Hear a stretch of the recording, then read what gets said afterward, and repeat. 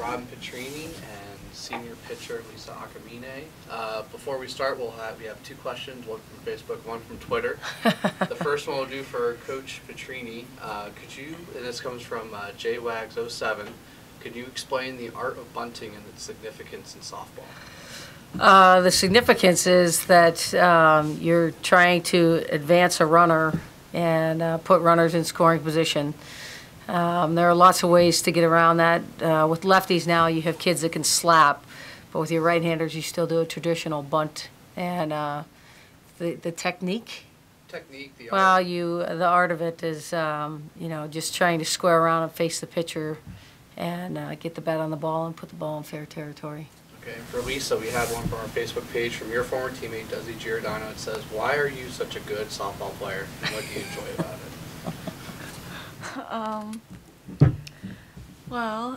I think I'm a good softball player because of my team, and I have really good defense behind me. I feel that I can really count on them to come through when I'm not doing my best. So. All right, we'll open the floor. What the tournament teach you about your team and what you learn about it?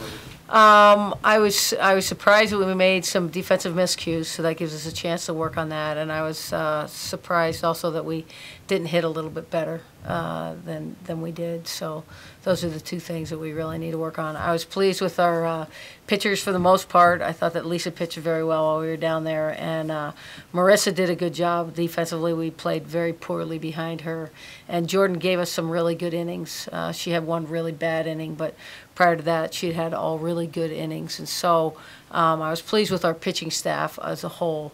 And defensively, a couple of miscues that we can easily shore up. And then offense is one of those things that you constantly have to work on. How you doing, Walt? I'm doing well. Good. Is there a clear-cut number 2 between Wheatley and Deisher? No, there is not. It's very early in the year, and we'll see how that goes. I expect that Deisher will probably step into a starting role with Lisa, and that Jordan will give us valuable innings along the way. But we'll see what happens. Hi. How are the freshmen adjusting to the new season? That's more of a question for them, but I think that they're doing just fine. We had some bumpy flight, though, which was really funny because, we don't even think anything of it. And on the way out, one of our kids was grabbing the seat. And I said, "Oh, are you a white knuckle flyer?" She said, "I'm not really good at flying." I thought, well, you're going to fly a lot if you come here. So that was probably their biggest adjustment, was flying. Morgan Long is 1 for 2 to start out the season. She looks like she might be back to 2010 form. Will she play a significant role this year's 2010? I hope so. That's something we talked about in our goal meeting with her. 2010, she was absolutely significant. She was a key role in the success that team had that year. And the at-bat where she did not get a hit, their center fielder made a game-saving catch on that, or we would have scored some runs, and the outcome of that game would have been different as well. So her 2 at-bats were very good at-bats, something very positive. What would you say the strength of this team is?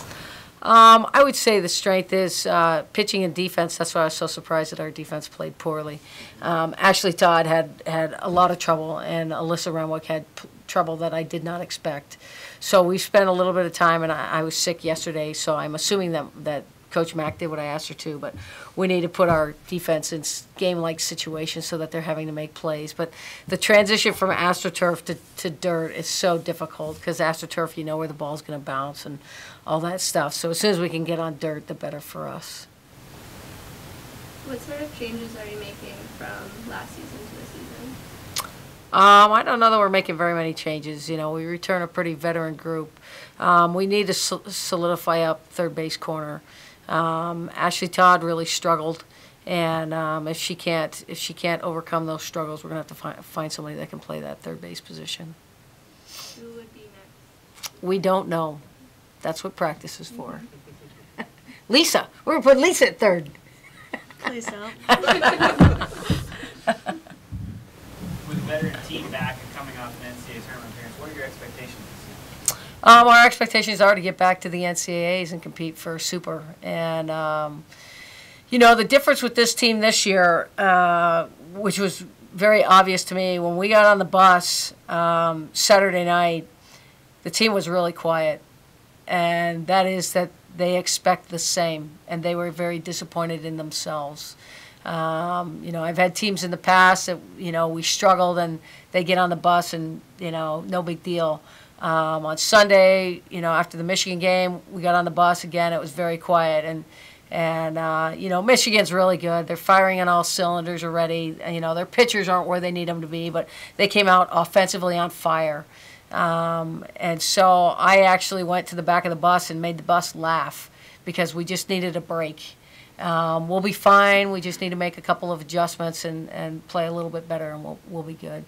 But the difference is that they expect it from themselves as well, and that's a good sign. Lisa, what's the biggest challenge pitching in a conference like the Big Ten? Well, every team has like an awesome offense. There isn't one team that, you know, you can just go in there and like not pitch your best, or else they'll walk all over you. Yeah, that's definitely it.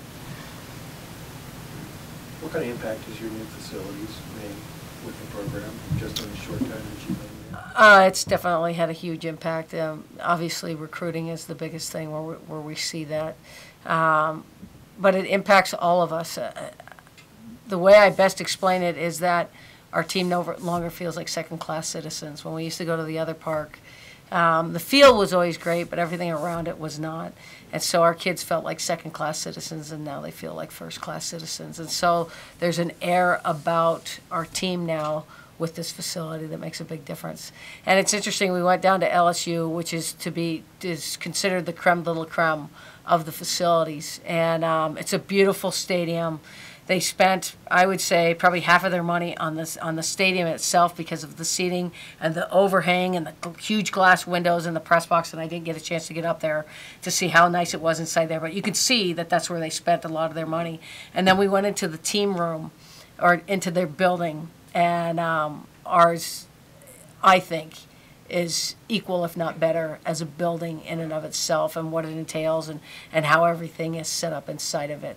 But, you know, they had to spend millions on this overhang that shoots out, so when it's hot, they've got shade for their fans. And so I'd say that's where they spent a lot of their money. And, I mean, it's a beautiful facility, don't get me wrong. You know, their team rooms and all of that stuff are fantastic, but I like ours just as well.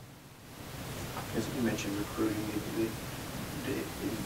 the impact of bringing a possible recruit into those type of facilities, are you seeing that they're impressed with what you guys? Oh yeah, the class we have coming in next year, which was the first class that actually saw ground being broken. Cassidy's class, our junior class, was the first class that started to come in on faith.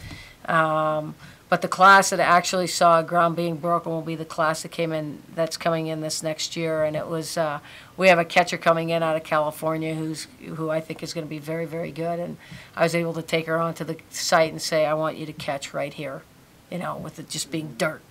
And she's like, I'm there. So it's definitely having an impact.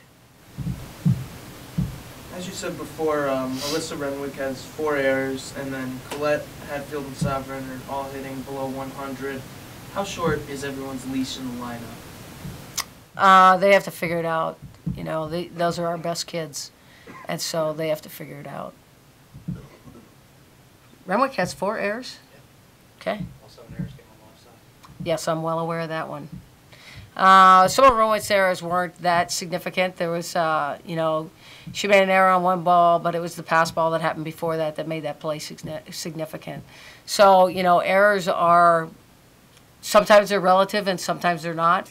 Unfortunately, all of Ashley Todd's errors were significant.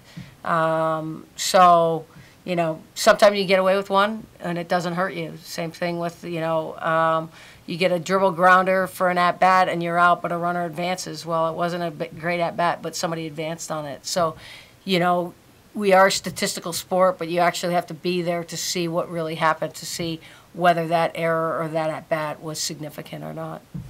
You've already seen Michigan, but talk about the rest of the Big Ten. What do you see from that group? You know, I don't know. You know, everybody's kind of trying to regroup. There's some people that were on top in years past that had really bad years last year. So they're trying to regroup. And then there's people that rose to the top and they lost significant people. So now where do they shake out? So I think everybody's going to be trying to find their way in these next couple of weeks so that they're prepared for when we get to the Big Ten. But I think the Big Ten is going to be more of a dogfight than it ever has been. Anything else? Thank you. Thank you.